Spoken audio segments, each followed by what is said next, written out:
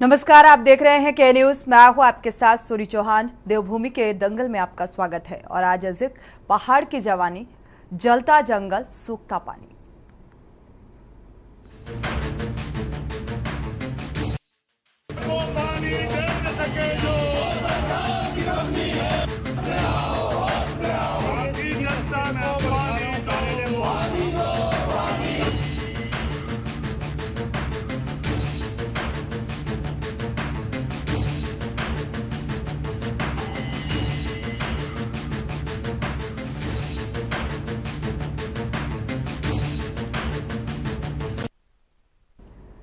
लोकसभा चुनाव के दंगल को जीतने के लिए देश भर में प्रचार प्रसार का दौर लगातार जारी है। और इस बीच राज्य के मुख्यमंत्री पुष्कर सिंह धामी की डिमांड लगातार बढ़ रही है। बीजेपी या केंद्रीय नेतृत्व के पसंदीदा युवा नेताओं की सूची में शुमार हैं। और सीएम धामी ने दिल्ली, यूपी, झारखंड समेत तमाम राज्यों में पार्टी के पक्ष में रोड शो और जनसभाओं को संबोधित भी किया। और इस बीच उत्तराखंड में मुख्यमंत्री के देश भर में हो रहे कार्यक्रमों पर सियासत भी तेज हो गई है। कांग्रेस का कहना है कि मुख्यमंत्री पार्टी के प्रचार प्रसार में व्यस्त हैं और राज्य की जनसभाओं या जन समस्याओं पर मुख्यमंत्री का ध्यान नहीं है। विपक्ष ने राज्य में बढ़ती वनाग्नि की घटनाएं और साथ ही बिजली पानी की किल्लत की घेराबंदी शुरू कर दी है। कांग्रेस ने पेयजल कटौती के विरोध में जल संस्थान का घेराव कर सरकार के खिलाफ जमकर विरोध प्रदर्शन किया है। साथ ही जल्द समस्या का समाधान न होने पर उग्र आंदोलन की चेतावनी भी दी गई है। वहीं विपक्ष के इस हंगामे के बीच राज्य के जंगलों में फैली आग रुकने का नाम नहीं ले रही है। आलम यह है कि 24 घंटे के अंदर प्रदेश भर में 64 घटनाएं सामने आ चुकी हैं। और इस आग की चपेट में आने से सोमेश्वर में 2 मजदूरों की मौत भी हो गई है। बढ़ती वनाग्नि की घटनाओं की रोकथाम के लिए मुख्यमंत्री ने हाई लेवल मीटिंग भी बुलाई। बैठक में जंगलों में लगी आग की रोकथाम, बिजली और पेयजल संकट को दूर करने पर चर्चा भी की गई। सवाल यही कि क्या आखिर क्यों समय रहते सरकार ने पहले तैयारियां नहीं की कि नौबत आज यहां तक पहुंच गई। इसी मुद्दे को लेकर विस्तार से चर्चा करेंगे। पहले आपको रिपोर्ट दिखाते हैं।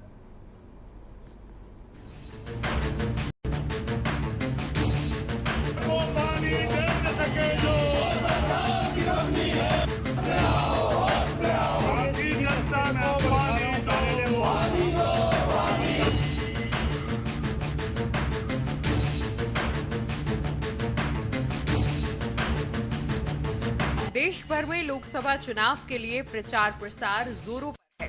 7 मई को लोकसभा चुनाव के लिए तीसरे चरण की वोटिंग होनी है। चुनाव की घड़ी नजदीक आते आते प्रचार और गति पकड़ रहा है। इसी बीच भाजपा केंद्रीय नेतृत्व ने राज्य के मुख्यमंत्री पुष्कर सिंह धामी को बतौर स्टार प्रचारक जगह जगह प्रचार करने के लिए चुनावी मैदान में उतारा है। भाजपा केंद्रीय नेतृत्व के पसंदीदा युवा नेताओं की सूची में धामी शुमार हैं।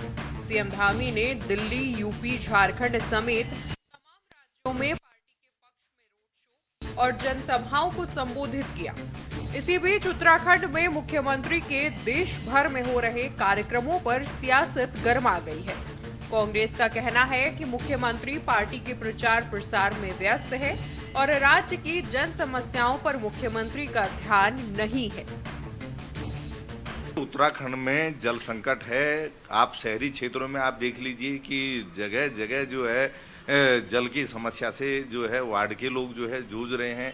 और पूरे महानगर में ही जो है बहुत बुरी स्थिति है। हमने तो पहले भी प्रेस कॉन्फ्रेंस करके सरकार को चेताया था कि अभी गर्मी की शुरुआत है और शुरुआत में ये हालात हैं तो बाद में क्या हालात होंगे, अभी से जो है सावधान होना चाहिए। प्रशासन को चाक चौबंद नजर आना चाहिए, लेकिन कोई भी गंभीरता जो है प्रशासन के स्तर पर देखने में नजर नहीं आ रही। और पूरे प्रदेश में आप देखिए वनाग्नि ने जिस तरीके से उत्तराखंड के पर्यावरण को नुकसान पहुंचाया है, उत्तराखंड की वन संपत्ति को नुकसान पहुंचाया है, और सरकार जो है हाथ पे हाथ रखे बैठी रही, कहीं गंभीर नहीं दिखाई दी। मुख्यमंत्री दूसरे राज्यों की चिंता तो करते हुए नजर आए, लेकिन जिस प्रदेश की जनता ने उम्मीद के साथ उनको चुन करके प्रदेश का मुख्यमंत्री बनाया, वहाँ के ना उनको जंगलों की फिक्र है, न जनता की फिक्र है, और केवल बातें हो रही हैं, अखबारों में हेडलाइनें छप रही हैं और धरातल पर कोई जो है आपदा प्रबंधन नजर नहीं आ रहा है। और जंगलों में आग पहले की तरह लगी हुई है। देखो, विपक्ष की परेशानी इसको लेकर के नहीं है, विपक्ष की परेशानी है। जिस प्रकार से जो माहौल पूरे प्रदेश और देश के अंदर भारतीय जनता पार्टी के पक्ष में खड़ा हुआ है और हमारे प्रदेश के मुख्यमंत्री की छवि जो लगातार पूरे देश के अंदर वो स्टार प्रचारक में इनको केंद्र नेतृत्व द्वारा लिया गया है और जो उनकी छवि पूरे देश के अंदर बढ़ी है, लोकप्रियता जो उनकी बढ़ी है, उस कारण कांग्रेस में छटपटाहट है। और आदरणीय मुख्यमंत्री जी चुनाव प्रचार के साथ साथ वो लगातार प्रदेश के विकास कार्यों की समीक्षा भी कर रहे हैं। प्रदेश के अंदर जो समस्याएं उत्पन्न हो रही, चाहे हम 4 धाम की जो बात करेंगे वहाँ पर किसी प्रकार की कोई दिक्कत है उसकी भी वो समीक्षा कर रहे हैं। वनाग्नि को लेकर के लगातार मॉनिटरिंग कर रहे हैं। पेयजल को लेकर के जो बात सामने आई उसकी भी उन्होंने आज सभी अधिकारियों को वर्चुअली उन्होंने बैठक ली। आपको बता दें कि राज्य में लगातार वनाग्नि की घटनाएं बढ़ रही हैं। अब तक 700 हेक्टेयर से ज्यादा जंगल जलकर राख हो गए हैं। जंगलों में लगी आग वन संपदा को नुकसान पहुंचाने के साथ ही मानव के लिए भी घातक बनती जा रही है। ऐसा ही कुछ सोमेश्वर में भी देखने को मिला, जहां इस आग की चपेट में आने से 2 मजदूरों की मौत हो गई। इस बीच कांग्रेस ने राज्य में बढ़ती वनाग्नि की घटनाओं के साथ ही बिजली पानी की किल्लत के मुद्दे पर सरकार की घेराबंदी शुरू कर दी है। कांग्रेस ने पेयजल कटौती के विरोध में जल संस्थान का घेराव कर सरकार के खिलाफ जमकर विरोध प्रदर्शन किया। वहीं इन तमाम मुद्दों को देखते हुए मुख्यमंत्री ने उच्चाधिकारियों की हाई लेवल मीटिंग बुलाई। बैठक में जंगलों में लगी आग की रोकथाम, बिजली और पेयजल संकट को दूर करने पर चर्चा की गई है। मंत्री जी ने आज ये बैठक करी वर्चुअल मोड में और उन्होंने निर्देशित किया 3 महत्वपूर्ण चुनौतियां जो प्रदेश के समक्ष हैं, फॉरेस्ट फायर्स, पेयजल की किल्लत और 4 धाम यात्रा की व्यवस्थाएं। और सभी जिले यहाँ पर उपस्थित थे, जिलों के सभी अधिकारी और राज्य स्तरीय सभी अधिकारी भी उपस्थित थे। तो जो भी निर्देश माननीय मुख्यमंत्री जी ने दिए हैं उनका हम लोग 100% अनुपालन करेंगे। 1 सप्ताह बाद फिर से हम लोग समीक्षा करेंगे कि आज जो निर्देश मिले हैं वो कहाँ तक उनकी कंप्लायंस हुई है। फॉरेस्ट फायर्स के लिए सभी लोग मिल के काम करेंगे। जन जागरूकता पे विशेष ध्यान दिया जाएगा, क्योंकि लोग जो आग लगाते हैं पिरूल में या खेत की पराली में, उसी से जंगल में आग फैलती है। तो आप सभी के माध्यम से मेरा अनुरोध है सभी निवासियों से उत्तराखंड के कि कोई भी आग ना लगाए। इस समय कोई भी आग की एक चिंगारी होती है तो बहुत तेजी से जंगल में फैलती है, उससे बहुत ज़्यादा धुआं और प्रदूषण होता है और सभी को कठिनाई होती है। देखिए, गर्मियाँ शुरू हो गई हैं तो कुछ क्षेत्रों में लो प्रेशर की समस्या हो रही है और कहीं कहीं पर कई बार ट्यूबवेल सपोज नहीं चल रहा है, बिजली नहीं है तो शाम तक ठीक होगा, तो एक टाइम की सप्लाई डिस्टर्ब हो जाती है। तो गर्मियों में तो सबको चाहिए ही पानी, तो इसीलिए ये लोग यही कंप्लेन कर रहे थे थोड़ा कि एक तो प्रेशर कम हो रहा है और सेकेंडली कहीं कहीं पे जो हाइट वाले इलाके हैं उसमें पानी कम पहुंचता है। तो हमने यही बोला कि जो लास्ट वाले एंड पॉइंट हैं, अगर उन्हें प्रॉब्लम होती है तो वो हमें बताएं, हम उन्हें टैंकर भेजें, क्योंकि वैकल्पिक व्यवस्था में विभाग के पास टैंकर ही एक ऑप्शन रहता है। पूरा देहरादून महानगर इस समय पेयजल के संकट से जूझ रहा है। राजपुर से लेकर के और आशा रोड़ी तक, कुठाल गेट से लेकर के और हर्रावाला तक, शहर का कोई इलाका ऐसा नहीं है जहां पानी का संकट ना हो। आज महानगर के अध्यक्ष जी, हमारी महानगर की महिला कांग्रेस के अध्यक्ष जी और देहरादून के तमाम वार्डों के लोग मेरे साथ यहाँ पर महाप्रबंधक के कार्यालय में आए थे और हम इसलिए आए थे आज चेतावनी देने कि देहरादून का ये जल संकट, अभी गर्मी शुरू हुई है, इतना विकराल रूप ले चुका है। अगर इसको सरकार ने और विभाग ने तत्काल इस पर कार्रवाई करते हुए इसका समाधान नहीं किया तो हम किसी भी हालत में इनको अधिकारियों को चैन से नहीं बैठने देंगे। नहीं, सरकार बिल्कुल गंभीर है और सरकार पूरी तरीके से जो है हमारी जलापूर्ति देने के लिए मशक्कत कर रही है और तमाम जगहों पर जहां पर पानी की इस तरह की किल्लत है वहां पर टैंक भेजने का काम कर रही है और पानी को दुरुस्त तरीके से दोनों टाइम देने का काम कर रही है। लेकिन कांग्रेस के पास कोई मुद्दा नहीं है, मुद्दा विहीन कांग्रेस हो चुकी है क्योंकि नगर निगम चुनाव आने वाले हैं तो उनको कहीं ना कहीं अपनी हार दिखाई दे रही है। तो शायद इसीलिए कभी पानी को लेकर के, कभी बिजली को लेकर, तमाम चीज़ों को लेकर के अपनी हताशा और निराशा दिखाने का काम कर रहे हैं। तो मुझे लगता है कि इस तरह के स्टंटबाजी से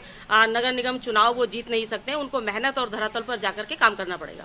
कुल मिलाकर लोकसभा चुनाव के प्रचार प्रसार के बीच राज्य में वनाग्नि और बिजली पानी की समस्या के मुद्दे पर सियासत गरमा गई है। विपक्ष ने जनहित से जुड़े मुद्दों को लेकर सरकार की घेराबंदी तेज कर दी है। हालांकि भाजपा का दावा है कि मुख्यमंत्री लगातार जनहित से जुड़े मुद्दों को लेकर अधिकारियों को दिशा निर्देश दे रहे हैं। लेकिन बड़ा सवाल यह है कि आखिर क्यों सरकार ने समय रहते वनाग्नि से बचाव, बिजली और पानी की किल्लत से निपटने के उपायों पर समय रहते कार्य नहीं किया। आखिर कब जंगलों का धधकना बंद होगा? Uttarakhand desk report.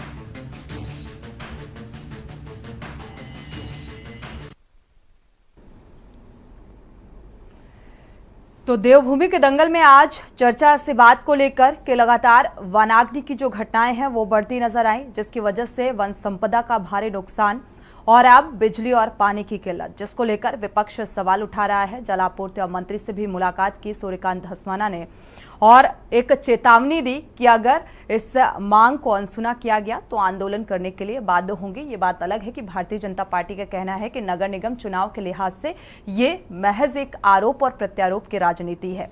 इसी को लेकर विस्तार से चर्चा करते हैं। हमारे साथ खास मेहमान जुड़ चुके हैं, आपका परिचय करा देते हैं। सुनीता विद्यार्थी जी हैं, बीजेपी प्रवक्ता, आपका बहुत बहुत स्वागत है इस चर्चा में शामिल होने के लिए। राजेंद्र चौधरी जी हैं, कांग्रेस प्रवक्ता, आपका बहुत बहुत स्वागत है इस चर्चा में शामिल होने के लिए। शांति प्रसाद भट्ट जी हैं, केंद्रीय यूकेडी प्रवक्ता, आपका बहुत बहुत स्वागत। अरुण शर्मा जी हैं, वरिष्ठ पत्रकार, आपका भी बहुत बहुत स्वागत इस चर्चा में शामिल होने के लिए। शुरुआत सुनीता जी से कर लेते हैं। सुनीता जी, वनाग्नि की घटनाएं पिछले कई दिनों से एक चर्चा का विषय बनी हुई है। सोमेश्वर में 2 मजदूरों की मौत भी हो चुकी है और ऐसे में एक वन संपदा का भी भारी नुकसान का आकलन किया जा रहा है।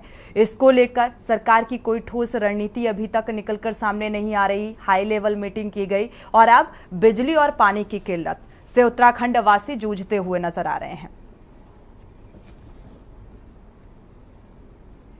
जी सोनी जी, देखिए अभी जिस जो वनाग्नि की है उस पर लगातार सरकार काम कर रही है और आज हाई लेवल मीटिंग भी माननीय मुख्यमंत्री जी द्वारा ली गई है, जिसमें तमाम अधिकारियों को निर्देशित किया है कि सभी लोग अपने अपने इस विभाग में जो डिफरेंट प्रभाग होते हैं उनको लेकर सभी लोग जो है सजग हो जाएं और सभी की ड्यूटीज जो है वो वहां पे लगा दी गई हैं। जो वॉचर्स होते हैं, फायर वॉचर्स होते हैं, उनको भी साफ हिदायत दे दी गई है कि वो हर प्रकार से सुरक्षा संबंधी सभी चीजें और सभी सुविधाएं वहां पे पर्याप्त रखें। और लगातार जो है देखिए चुनौती है और इस बार जो है जितने अभी आंकड़े आए हैं, बहुत ज्यादा जगह पे अग्नि लगी हुई है जहाँ पे सरकार द्वारा कंट्रोल भी किया गया है और डीएफओ के माध्यम से जितने भी हमारे यहाँ पे पुलिस संबंधी भी जो भी इनके जो सहायता ली जाती है वो भी सभी जगह दी गई है। लेकिन अभी आज का जो मुख्य उद्देश्य है हाई लेवल मीटिंग का, वो यही है कि हम लोग जो है इस पे और ज्यादा तत्परता से लोगों के बीच में जाए, कहीं पे भी जानमाल की हानि ना हो। और जिस प्रकार से अभी मजदूरों के हताहत होने की खबर मिली थी वो भी एक ठीक है। सुनीता जी, चर्चा में वापसी करेंगे, माफी के साथ आपको रोकना चाहेंगे। कन्नौज का रुख करते हैं जहां पर सीएम योगी आदित्यनाथ पहुंचे हुए हैं, चुनावी जनसभा को संबोधित कर रहे हैं। सुनिए जरा। राम जन्मभूमि पर हमला, काशी में संकट मोचन मंदिर पर हमला, रामपुर में सीआरपीएफ कैंप पर हमला, अयोध्या, वाराणसी और लखनऊ की न्यायालयों में हमला। बहनों और भाइयों, आस्था पर भी प्रहार हो रहा था और साथ साथ न्यायपालिका पर भी और सुरक्षा बलों पर भी और समाजवादी पार्टी के लोग बेशर्मी के साथ इन आतंकवादियों के मुकदमों को वापस ले रहे थे।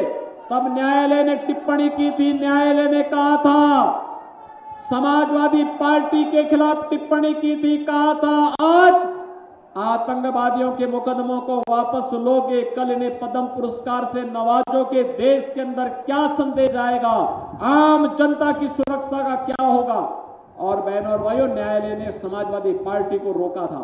जो आतंकवाद के समर्थक होंगे, क्या आप उनको समर्थन देंगे? क्या क्या उनको समर्थन देकर के पाप करेंगे? अपनी आने वाली पीढ़ी को और वर्तमान पीढ़ी को असुरक्षित करेंगे क्या?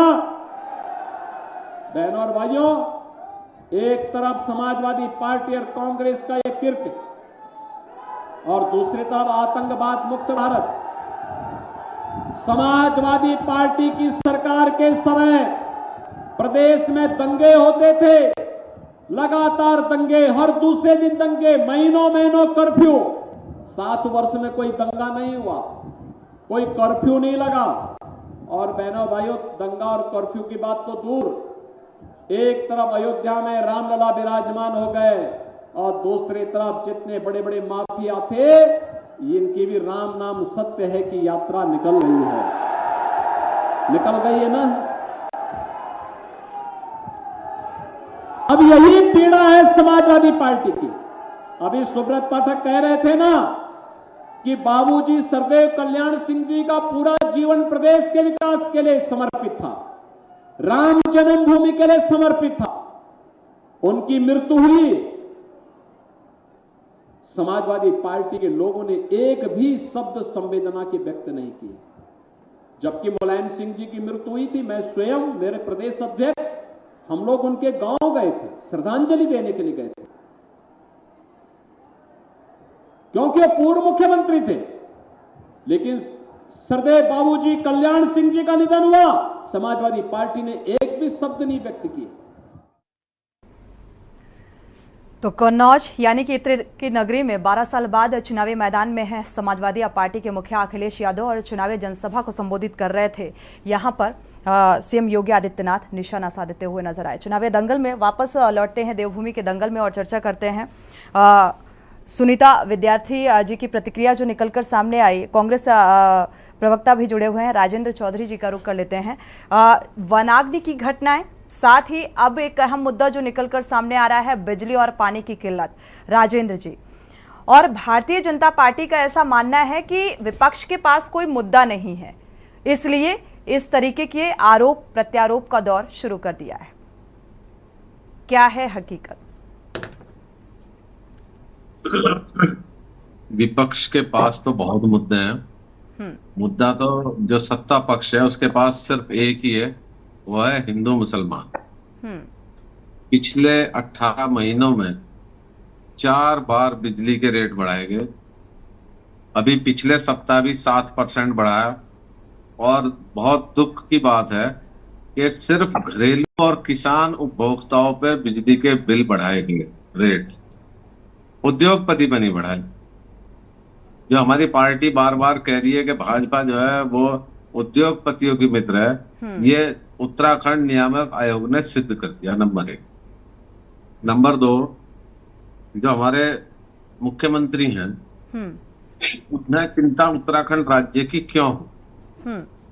सबसे बड़ा सवाल ये, जब 2022 में चुनाव हुए तो इस राज्य की जनता ने उन्हें हरा दिया और हराने के बाद भी वो मुख्यमंत्री बन गए।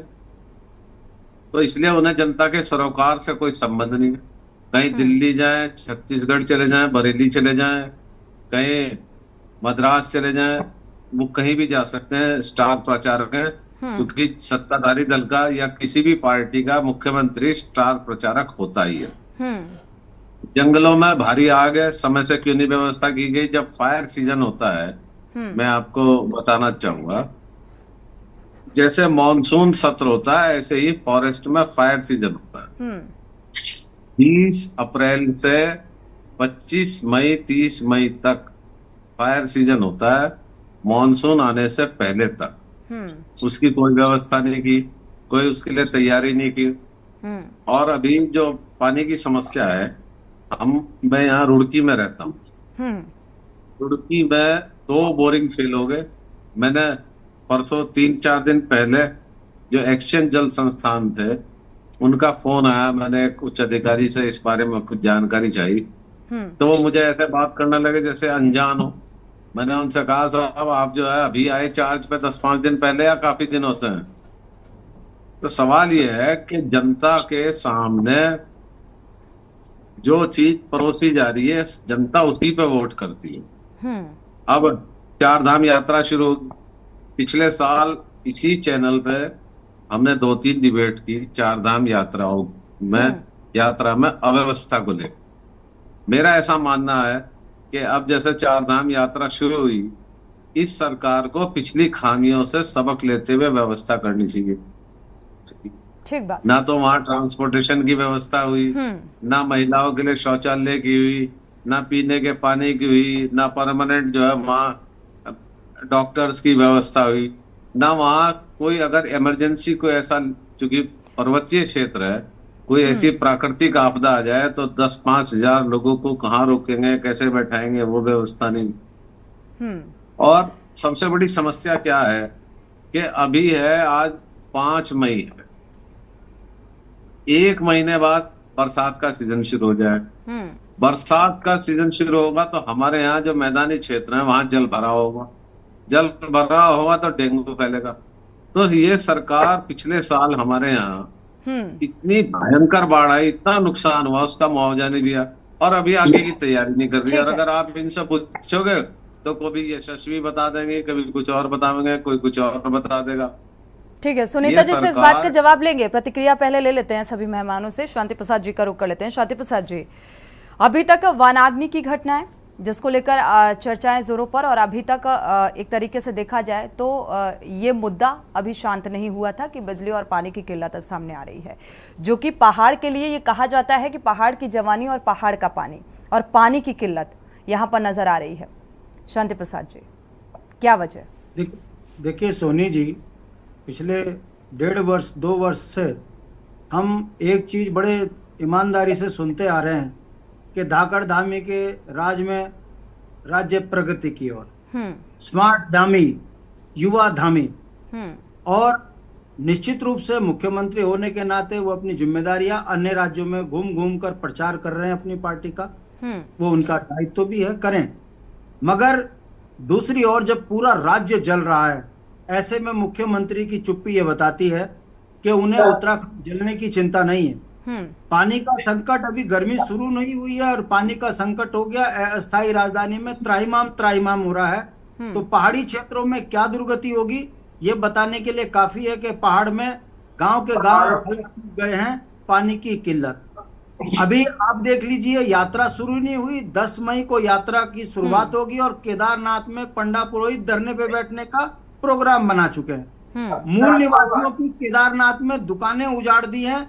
इससे पता चलता है कि ये व्यापारियों की पार्टी उत्तराखंड के अंदर पिछले अनुभवों से सबक ना लेकर केवल और केवल जहां आर्थिक लाभ है ठेकेदारी देने में लगी है और उत्तराखंड की समस्याओं से अनदेखी करने में लगी है।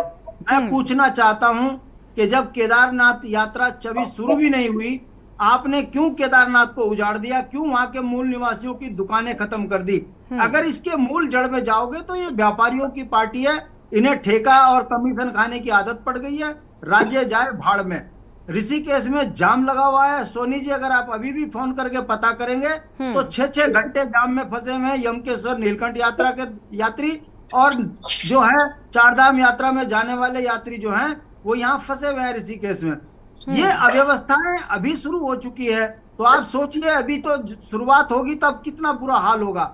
मेरा कहने का मतलब है देवभूमि के अंदर ना तो पानी पहाड़ के लोगों के काम आ रहा है और जवानी सड़कों पे पिट रही है, रोजगार बिक रहे हैं। ये तब हो रहा है कि जिस सरकार को हम बड़ी ईमानदार और सुशासन वाली सरकार कहते हैं, ये सरकार देवभूमि में शराब के ठेके तो खोल रही है मगर अवसर रोजगार के और विकास के बिल्कुल भी देने को तैयार नहीं है। यही कारण है कि पिछले साल भी आप लोग इसी तरह डिबेट कर रहे थे कि उत्तराखंड में यात्री परेशान है, उत्तराखंड में पानी का संकट है, उत्तराखंड में वनाग्नि लगी है, मगर वनों की रक्षा करते करते 3 कर्मचारी तो मर गए, मगर उत्तराखंड के वन के अधिकारियों को टाए फीस उन्हें कुछ नहीं हो रहा, ना वो जंगल बुझाने जा रहे। कारण अगर आप जाओगे इसमें तो जब से वन अधिनियम 1981-80 लागू हुआ है तब से वन से आम आदमी को दूर किया गया, जिस कारण अब अधिकारियों के पास कर्मचारी है नहीं।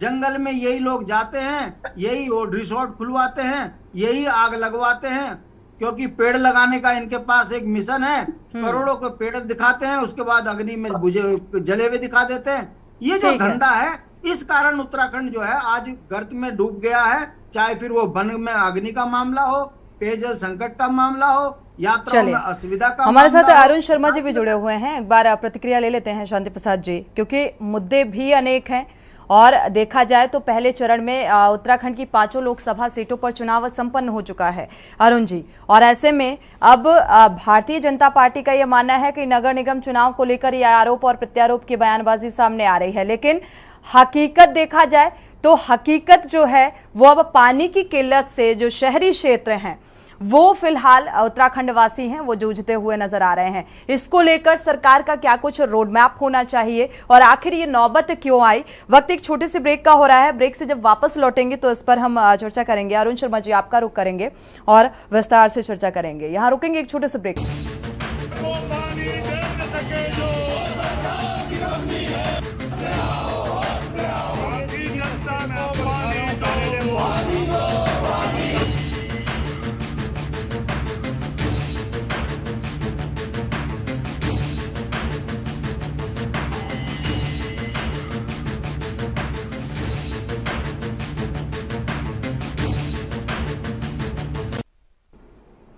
ब्रेक से वापस आ रहे हैं। देवभूमि के दंगल में चर्चा कर रहे हैं कि वनाग्नि की घटनाएं और लगातार बिजली पानी की किल्लत से जो देहरादून और उत्तराखंड वासी हैं वो दो चार होते हुए नजर आ रहे हैं। इसको लेकर क्या वजह और वजह के साथ साथ आखिर कब इस समस्या का हल होगा? अरुण शर्मा जी का रुख कर लेते हैं, वरिष्ठ पत्रकार हमारे साथ जुड़े हुए हैं। अरुण शर्मा जी, क्या वजह देख पा रहे हैं? क्या सरकार वाकई इन मुद्दों को लेकर गंभीर है, और गंभीर है तो फिर ऐसी स्थितियां निकलकर सामने क्यों आ रही हैं? देखिए, मौसम विभाग ने पहले ही ये घोषणा कर दी थी कि इस बार भीषण गर्मी पड़ेगी। और दूसरी चीज, जो वनाग्नि की घटनाएं हैं ये हर साल होती है, कोई ऐसा नहीं है कि पहली बार हो रही है, हर साल होती है। तभी तो सवाल उठता है, यही एक्सरसाइज चलती है। लेकिन ये सवाल बड़ा अहम है कि जब आपको पता है कि इस तरह की घटनाएं होती है तो आपने कौन सी तैयारियां की थी। अगर तैयारी की थी तो ये स्थितियां सामने ना आती। आप कह रही है कि पिछले 24 घंटे में 64 घटनाएं आई हैं। सैकड़ों हेक्टेयर जंगल अब तक सुहा हो चुका है। और कहीं ना कहीं ऐसा लगता है कि यूकेडी प्रवक्ता की बात मुझे ठीक लगती है कि लोग जो रिजॉर्ट में जाते हैं, आराम करते हैं, पेड़ लगाते हैं, फिर जला देते हैं, क्योंकि कहीं काउंटेबिलिटी नहीं है। हर साल कितने करोड़ पौधारोपण होता है, उसमें से कितने सरवाइव करते हैं, कितने मर जाते हैं, कहीं इसका कोई आंकड़ा उपलब्ध नहीं है। चाहे तो कोई आरटीआई में मांग ले, कोई उपलब्ध नहीं है। और हकीकत यह है कि मुझे लगता है कि कहीं ना कहीं, देखिए, कुछ आपदाएं कुछ जगह हो सकती हैं, ये स्वीकार करने में कोई दिक्कत नहीं है, लेकिन सब जगह ये आपदा प्राकृतिक है ये मानने को भी दिल तैयार नहीं। बिल्कुल, कहीं ना कहीं ये लगता है कि कई जगह पे ये मानव जनित आपदा है। और इसीलिए आप देखिए कि अपनी गर्दन बचाने के लिए 35-40 लोगों पे मुकदमे कर दिए गए, कुछ पकड़े भी गए हैं। तो मुझे लगता है कि इन सब से अगर हम अब भी नहीं चेते तो आने वाले साल इससे भी ज्यादा भीषण होंगे, क्योंकि मौसम चेंजेस हो रहा है। जो ग्लोबल वार्मिंग है वो मौसम को अप्रत्याशित रूप देती है। इस बार बारिश जितनी अप्रैल में होनी चाहिए थी नहीं हुई। मार्च में बारिश हुई, अप्रैल में नहीं हुई, और मई भी अब तक सूखा जा रहा है। आगे क्या स्थिति हो गई? मौसम विभाग कहता है 7 तारीख से बारिश होगी, तो हम केवल बारिश के भरोसे नहीं बैठ सकते। हम अपने क्या प्रयास हम कर पाते हैं, उसके परिणाम क्या निकलते हैं। देखिए, ऐसी आपदा में मानव के जीवन का नष्ट होना, मुझे लगता है ये बहुत गंभीर चिंता का विषय है। अब इसको भी हम नहीं चेत रहे हैं तो निश्चित तौर पर मुझे लगता है कहीं ना कहीं हम अपनी आत्मा से खिलवाड़ कर रहे हैं। और देखिए, निश्चित तौर पर मुख्यमंत्री बहुत बड़े स्टार प्रचारक है, लेकिन पहली जिम्मेदारी मुख्यमंत्री की इस राज्य की है, उन राज्यों की नहीं है। ठीक है, स्टार प्रचारक है, प्रचार भी करेंगे, चुनाव का माहौल भी चलेगा, लेकिन पहली ड्यूटी अपने राज्य की है। ये ठीक है कि आज उन्होंने सुबह वीडियो कॉन्फ्रेंसिंग से मीटिंग करी है दिल्ली से अधिकारियों की, लेकिन अब वो कितने कानों पे जून रहेंगी है, ये आने वाले दिनों में पता लग जाएगा। बिल्कुल समय सीमा को लेकर भी सवाल उठता है कि भाई इतना वक्त हो गया, इतने दिन बीत चुके हैं और लगातार जो जंगल हैं वो आग में धधक रहे हैं, उससे जो इलाके हैं, रिहायशी इलाके हैं, वहां तक ये आग पहुंच रही है, वन संपदा का नुकसान हो रहा है। तो इसको लेकर सरकार की संजीदगी सिर्फ मीटिंग करने से ये साबित नहीं हो जाता, उसका रिजल्ट क्या कुछ होगा वो भी बेहद मायने रखता है। सुनीता जी, क्योंकि ये ऐसा नहीं है कि ये पहली बार ऐसी घटना निकलकर सामने आ रही है और केंद्र स्तर में कई योजनाएं भी ऐसी चलाई जा रही हैं। भाई केंद्र स्तर की योजनाओं का भी जिक्र किया जाता है, चुनावी जनसभाओं में भी खूब सुनने को मिलता है। बावजूद इसके जो उत्तराखंड वासी हैं वो अब पानी की भी किल्लत से जूझने लगे हैं, जो शहरी क्षेत्र निकलकर सामने आ रहे हैं। और फिर आप लोग कहते हैं कि भाई विपक्ष के पास मुद्दे नहीं हैं, बैठे बिठाए उन्हें एक मुद्दा मिल गया है। क्या आम जनमानस की ये समस्या नहीं है? इसको लेकर क्या कुछ रोड मैप तैयार किया? देखिए सोनी जी, बिल्कुल ये जो अभी जो पानी की किल्लत है और जिस प्रकार से आज विपक्ष ने भी वहां पे हल्ला बोला और कल परसों से जो इनकी तैयारियां चल रही थी, कहीं कहीं पे हमेशा ही गर्मी में जब भी ये सीजन होता है तो समर सीजन में बहुत जगह पे ऐसी दिक्कतें आती हैं। और ये हमारे यहाँ पे जो पानी का ऐसा नहीं है कि पीछे से कोई पानी कम दिया जा रहा है या पानी का जो हमारी तरफ से सप्लाई है वो कम है। दिक्कत यही है कि पीने के पानी का जो संरक्षण और संवर्धन होना चाहिए, जिस प्रकार से जितना मिलना चाहिए वो निश्चित रूप से जनता के बीच में जाना चाहिए, लेकिन गर्मियों में दिक्कतें होती हैं। और माननीय मुख्यमंत्री जी ने इसीलिए हाई लेवल मीटिंग बुलाई है, क्योंकि लगातार ये शिकायतें आ रही थी। तो सभी विभागीय संबंधित जितने भी अधिकारी हैं उनको सख्ती से निर्देश दे दिया गया है कि कहीं पे भी किसी भी प्रकार की ऐसी अगर सिचुएशन बनती है तो उसको तत्काल जो है वो उस समस्या का निराकरण किया जाए और उनको जिस भी प्रकार की सुविधा चाहिए वो उनको तत्काल दी जाए। और दूसरी बात, यहाँ पे जिस प्रकार से स्टार प्रचारक बार बार उनको बोल के यहाँ पे बताया जा रहा है, इसका मतलब ये नहीं है जितना माननीय मुख्यमंत्री जी अन्य राज्यों में स्टार प्रचारक के तौर पर हैं उससे कहीं ज्यादा अपने प्रदेश की जिम्मेदारी उनके कंधों पर है और लगातार वो हर प्रकार से यहाँ पे भी मौजूद है। बीच बीच में जब भी उनकी ड्यूटी लगती है तो वो अन्य राज्यों में भी उपस्थिति दर्शाते हैं। लेकिन कई बार अधिकारियों में ये देखा जाता है कि घर वाले घर नहीं और हमें किसी का डर नहीं।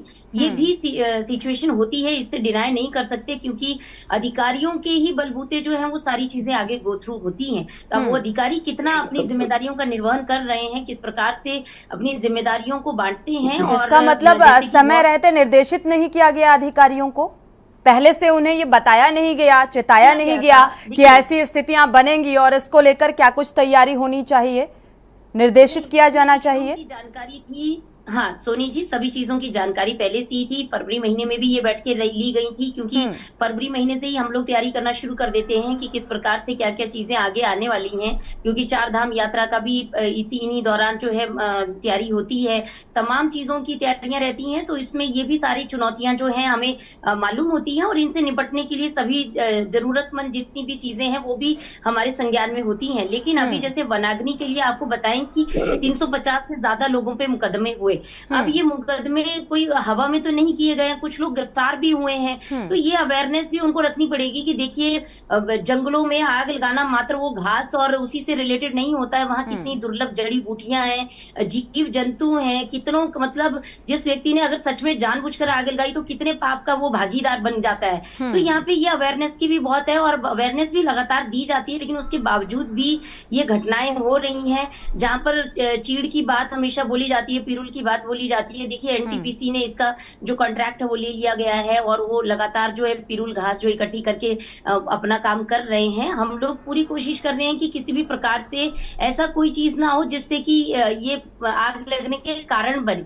लेकिन अगर जानबूझकर कोई आग लगा रहा है तो बताइए, उनको फिर गिरफ्तार ही कर सकते हैं अधिकारी, और क्या कर सकते हैं। भाई अभी राजेंद्र चौधरी जी ये बात भी निकलकर सामने आई कि जो व्यवसायी है, बिजनेसमैन की सरकार है, तो ये हमेशा ये बयानबाजी निकल निकलकर सामने आती है। और क्योंकि उत्तराखंड जो वासी हैं उनके लिए ये बेहद मायने रखता है। बिजली के दाम में इजाफा किया गया, इस बात का भी जिक्र किया गया राजेंद्र चौधरी की तरफ से, और लगातार अब पानी की किल्लत से दो चार होना पड़ रहा है। तो इसको लेकर अगर, और ये शुरुआती दौर है, अभी गर्मियों की शुरुआत है, मई का महीना है, और ऐसे में ये शुरुआती दौर में ऐसी स्थितियों से दो चार होना पड़ रहा है कि भाई विपक्षी नेताओं को जाकर अब धरना प्रदर्शन करने तक की नौबत आ गई है। राजेंद्र चौधरी जी का रुख कर लेते हैं। राजेंद्र जी, सरकार की संजीदगी को लेकर लगातार आप लोग सवाल उठा रहे हैं, भाई नगर निगम के इलेक्शन आने वाले हैं, या फिर वास्तविकता से विपक्ष को लेना देना है, क्योंकि सूर्यकांत धस्माना जल आपूर्ति मंत्री से मुलाकात करने के लिए पहुंचते हैं और चेतावनी भी देते हैं कि आंदोलन किया जाएगा। हालांकि वैकल्पिक व्यवस्था का आश्वासन दिया गया है। नहीं, इसमें ऐसा है, ये जनता ने ही इस बात को उठाया। जो पार्षद गण हैं, जो क्षेत्रीय निवासी हैं, जब उनके द्वारा संपर्क किया गया, बताया गया, और जो जो व्यक्ति जहाँ निवास करता है वहां ज्यादातर पीने के पानी की समस्या है। जब ये सारी बातें जो है, शिकायतें बढ़ती बढ़ती चली गई, विपक्ष के नेताओं को अवगत कराया गया क्षेत्रीय जनता के द्वारा। जी जी जी जी, मैं बताऊंगा आपसे जी। हमारे यहाँ 1.5 साल से एक बोरिंग काम नहीं कर रहा सिविल लाइंस में, जहाँ तमाम अधिकारी रहते हैं, कुलीन वर्ग के लोग हैं, और जगह चिन्हित नहीं की गई। अभी 1.5 साल हो गया उसमें। ऐसा मुझे जेई ने बताया, एक्सीएन ने बताया। मैं एक बात कहूंगा आपके माध्यम से, हमारे यहाँ पिछले 18 महीने में 4 बार बिजली के रेट बढ़ा।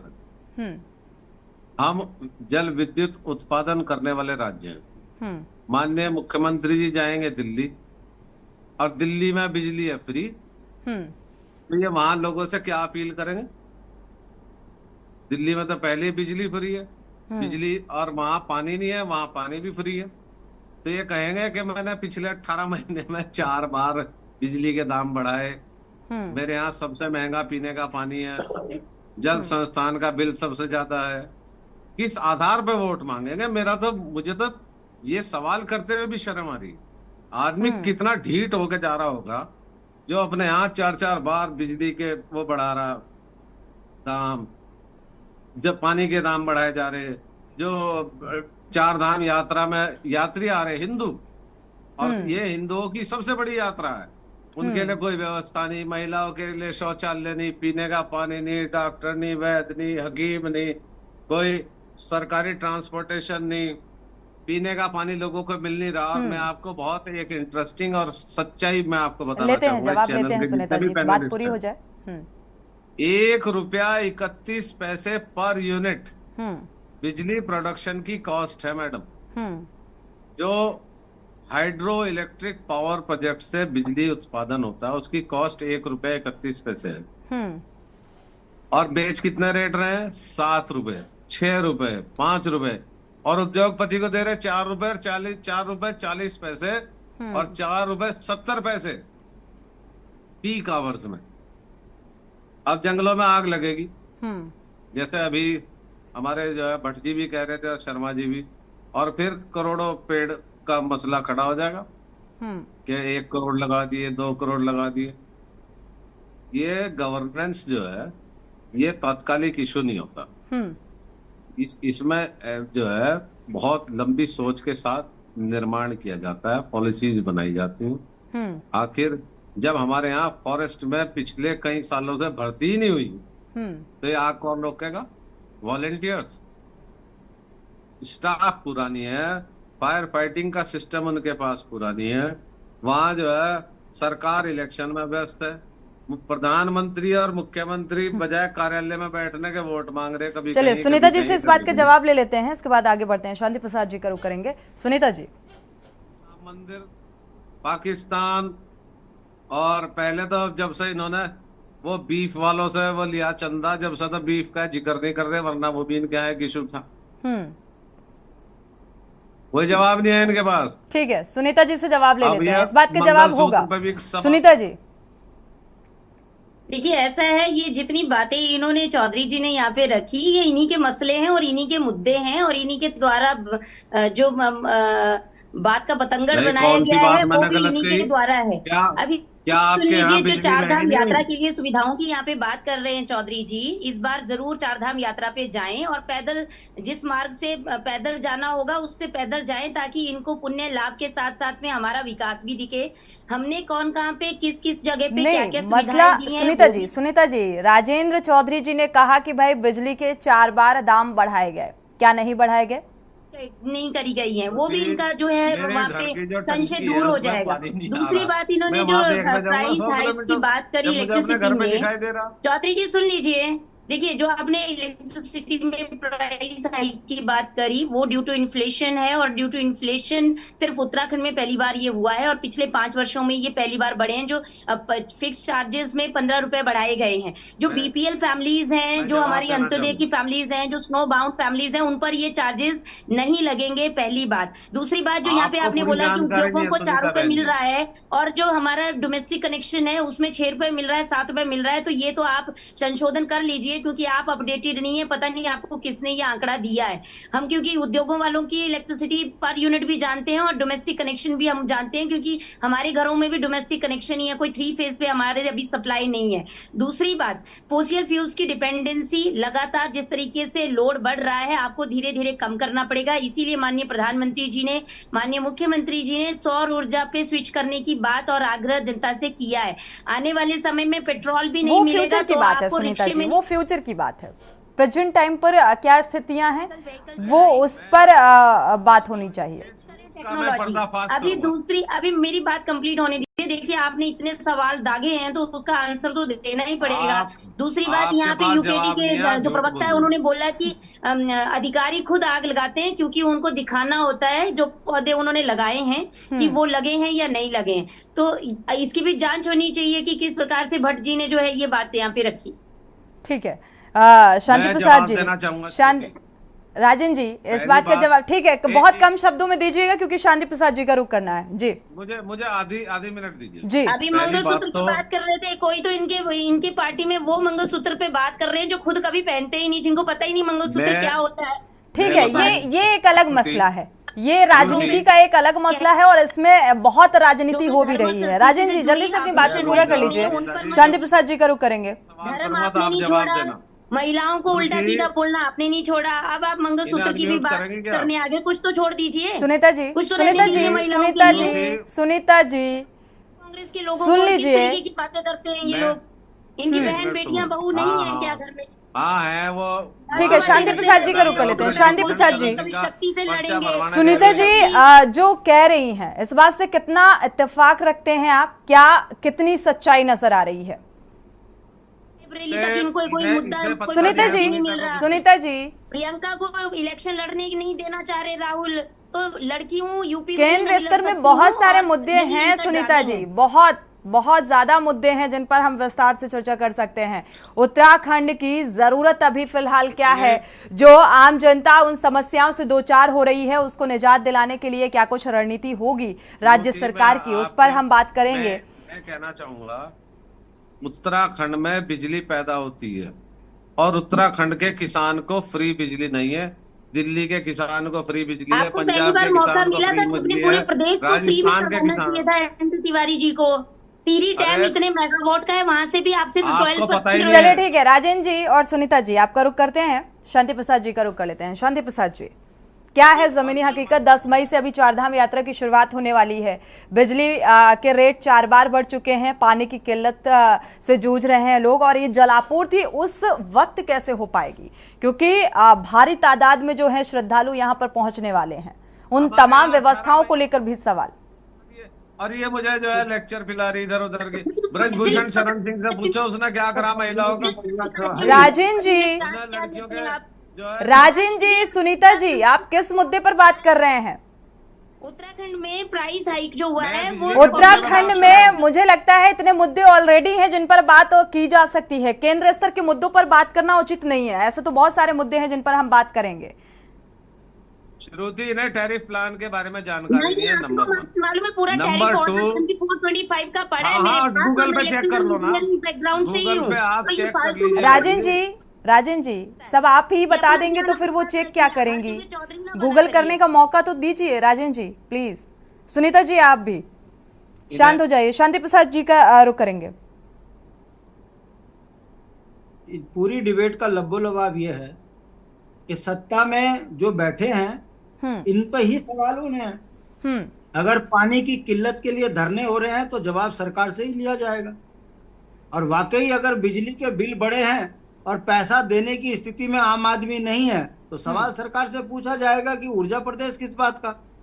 और उत्तराखंड में महिलाओं को अगर सड़क में दिक्कत हो रही है, इलाज नहीं मिल रहा है, दून हॉस्पिटल में दवाइयां नसीब नहीं हो रही हैं, मरीजों की लाइन लगी है, अभी गर्मी शुरू नहीं हुई है, ये स्थिति है तो भाई सवाल तो खड़े होंगे। और ये हम तो नहीं कह रहे, केदारनाथ में कल मेरे साथ एक तिवारी जी हैं वहां के केदारनाथ सभा के अध्यक्ष, वो 10 तारीख से धरने में बैठ रहे हैं और 10 तारीख से यात्रा शुरू हो रही है। उनका कहना है कि मूल निवासियों की दुकानें उजाड़ दी, किसके इशारे पे उजाड़ी? इतना दिव्य और भव्य केदारनाथ बनाया था तो फिर क्यों उजाड़ दिया? ये हम तो नहीं कह रहे, वही केदारनाथ के पंडित पुरोहित कह रहे हैं। बद्रीनाथ को उजाड़ दिया, आप धार्मिक स्थलों को भी नहीं छोड़ रहे हो, तो ऐसे में यदि वो धरना प्रदर्शन कर रहे हैं, ये कोई यूकेडी वाले तो कह नहीं रहे, कांग्रेस वाले भी नहीं कह रहे, भाजपा को तो जवाब देना पड़ेगा ना भाई, यात्रा से पहले तुमने केदारनाथ क्यों उजाड़ दिया? अब आप देख लीजिए, अगर जो ये सड़कों के चौड़ीकरण की बात कर रहे हैं तो इनको जवाब देना पड़ेगा कि ऋषिकेश में जाम आखिर लग क्यों रहा है? और 1 घंटे 2 घंटे का जाम नहीं, 4-4 6-6 घंटे का जाम है। हमारे यहाँ नीलकंठ में यात्रा चलती है, एक जगह शौचालय नहीं है, महिलाएं हो चाहे बच्चे हो, आम पुरुष है, सड़कों पे जो है इतनी गंदगी कर देते हैं कि यात्रा का पूरा मतलब ही बदल जाता है, ग्रामीण इतने परेशान हो जाते हैं। तो सुविधाएं अगर होती तो सरकार की तारीफ होती। और सोनी जी आप तो कोई ऐसे तो डिबेट कर नहीं रहे हो, अगर समस्या है तो आप डिबेट कर रहे हो और हर बार कर रहे हो, हर विषय पे कर रहे हो, तो इसका मतलब डिबेट जो हो रही है ये भी गलत हो रही है। मेरा कहने का मतलब है कि भारतीय जनता पार्टी को राजनेताओं के हिसाब से जो चीजें नहीं होती वो गलत होती हैं। आदत पड़ गई है इनको कि इनको आईना दिखाओ तो ये लगते हैं गरियाने पे विपक्ष को। अरे भाई धाकड़ धामी है ये आप कह रहे हो, जनता तो परेशान है, आप स्मार्ट धामी कह रहे हो, राज्य की जल के राज्य परेशान है, तो भाई आप किस बात के स्मार्ट हो?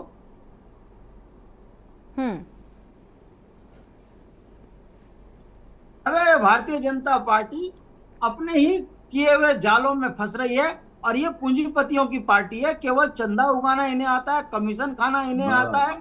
यही कारण है कि नौकरियां ये बेच रहे, संसाधन ये बेच रहे, राज्य की अस्मिता को ये बेच रहे, हर जगह पर इनके ऊपर सवाल खड़े हो रहे हैं, मगर ये बड़ी बेशरमाई से विपक्ष के ऊपर आरोप लगाकर बचने का प्रयास करते हैं। हमारा यह कहना है कि जिस राज्य से पूरे देश को पानी दिया जाता है, यदि उस राज्य के नागरिकों के गले सूख रहे हैं पानी के लिए, तो इससे ज्यादा शर्म की बात सत्ता में बैठे सत्ताधीशों के लिए नहीं है। जिस राज्य में ऊर्जा पैदा होती है, उस राज्य में बिजली के रेट अगर 7 रुपए हो तो शर्म की बात है उसमें सत्ता में बैठे लोगों के लिए कि वो अपने राज्य में नौकरियां दे नहीं पा रहे हो, और हर साल बिजली पानी में टैक्स बढ़ाते हो, बिजली पानी से लेकर मकानों पे टैक्स लगा देते हो, जमीनों पे टैक्स बढ़ा देते हो, दवाइयों पे टैक्स, कहां कहां चूसोगे आदमी को? ये पार्टी कफन पे टैक्स लगा देती है और शिक्षा पे टैक्स लगा देती है, इससे ज्यादा निर्लज बात हो। चलिए फाइनल कमेंट अरुण शर्मा जी का ले लेते हैं, अरुण शर्मा जी का रुख कर लेते हैं। जनता समझेगी। चलिए तो फिर तो देखा जाए, फिलहाल देवभूमि के दंगल में अब किल्लत इस बात की कि जो इस बात से फेमस है कि पहाड़ का जवानी और पहाड़ का पानी, और पानी की किल्लत से उत्तराखंड वासी जो हैं वो अब जूझते हुए नजर आ रहे हैं। फिलहाल कांग्रेस प्रवक्ता हमारे साथ राजेंद्र चौधरी जी जुड़े हुए हैं, फाइनल कमेंट ले लेते हैं राजेंद्र जी, क्योंकि अब देखा जाए धर्म के नाम पर भारतीय जनता पार्टी लगातार राजनीति करती हुई नजर आ रही है, और अब केदारनाथ उजाड़ने का जिक्र किया है शांति प्रसाद जी ने। 4 धाम यात्रा की शुरुआत है 10 मई से, और उन तमाम व्यवस्थाओं को लेकर भी सवाल उठ रहे हैं, लेकिन ये भी कहा जा रहा है कि भाई पूर्ववर्ती सरकारें थी, उनसे बेहतर स्थिति हुई है। नहीं, वो ये बिल्कुल इन्होंने गलत कहा कि पूर्ववर्ती सरकारों ने के स्थिति बेहतर है, बिल्कुल बेहतर नहीं है। सबसे ज्यादा बिजली के रेट बढ़ा दिए, सबसे ज्यादा रजिस्ट्रेशन चार्जेस बढ़ा दिए, सबसे ज्यादा सर्कल रेट बढ़ा दिया, सबसे ज्यादा जो है जीएसटी बढ़ा दी। अगर इन्हें धार्मिक यात्रा का आयोजन करना था, हिंदुओं की यात्रा है, हिंदुओं की सरकार है, इन्होंने रिलीफ क्या दिया? और हमारी सुनीता बहन कह रही थी कि मुझे बिजली विभाग के बारे में जानकारी दी। ये पिछले साल की मेरे पास जो सूची आई है वहां से, ये 2022 की है और मैं 2005 तक की आपको लगातार दिखा सकता हूँ। बिजली के लिए इतना संघर्ष मैंने किया, हमारी कांग्रेस पार्टी में नहीं, विपक्ष के भी किसी आदमी ने नहीं किया।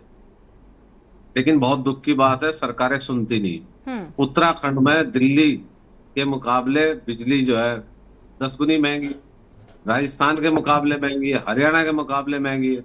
और ये बहुत शर्मनाक बात है। इंडियन कॉन्स्टिट्यूशन का जो मूल अवधारणा है वो एक वेलफेयर। सुनीता जी, इन सभी समस्याओं का हल कब तक आम जनता को मिल जाएगा? उत्तराखंड वासियों को नहीं जरूरत है हल करने की। हम लोग भारतीय जनता पार्टी, देखिए हम लोगों ने जो जनता के साथ वो निभाए, और ये झूठे आरोप ये कह रहे हैं कि पंजाब में, हरियाणा में ज्यादा है, दिल्ली से 10 गुना कम है। ये दिल्ली में हमेशा अरविंद केजरीवाल के तो खिलाफ रहते थे, अभी जब से इनका इंडी गठबंधन हुआ है तब से ये वहां पे तारीफें बांध रहे हैं। तो ये बता दे मुझे कि कांग्रेस शासित प्रदेशों का पर यूनिट चार्ज क्या है? अगर इन्होंने इतनी बड़ी पोथी ले रखी इलेक्ट्रिसिटी टैरिफ ऑर्डर की, प्रति वर्ष इनके पास टैरिफ ऑर्डर आता है पूरा जत्था, तो ये बता दे कि कांग्रेस शासित प्रदेशों में क्या है, कांग्रेस शासित प्रदेशों में क्या है? अरे संघर्ष मत बताइए अपने, ये फालतू के संघर्ष ऐसा करते हैं, बोलते कुछ और है, करते कुछ और है। भाजपा के अगेंस्ट काम करते हैं, फिर बोलते हैं कि हमने खून पसीने से सींचा। अरे तुमने अपने दल को सींचा, अपने लिए क्या? अभी भी तुम पक्ष नहीं बोल पाए, विपक्ष बोल पा रहे हो, जबकि खुद विपक्ष में बैठे हो।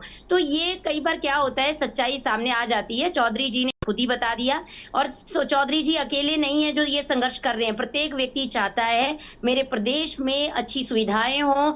अभी 4 धाम की ये बात कर रहे थे सोनी जी, 18-19 लाख आंकड़ा पिछले 2 दिन में क्रॉस हो गया है। अगर वहां सुविधाएं नहीं होती तो अभी सुनीता जी, आंकड़े जो निकलकर सामने आ रहे हैं, आंकड़े पलायन के भी सामने आ रहे हैं, आंकड़े वन संपदा के भी सामने आ रहे हैं कि कितने का नुकसान हुआ, तो उन आंकड़ों पर भी तो सरकार को गंभीरता बरतनी होगी।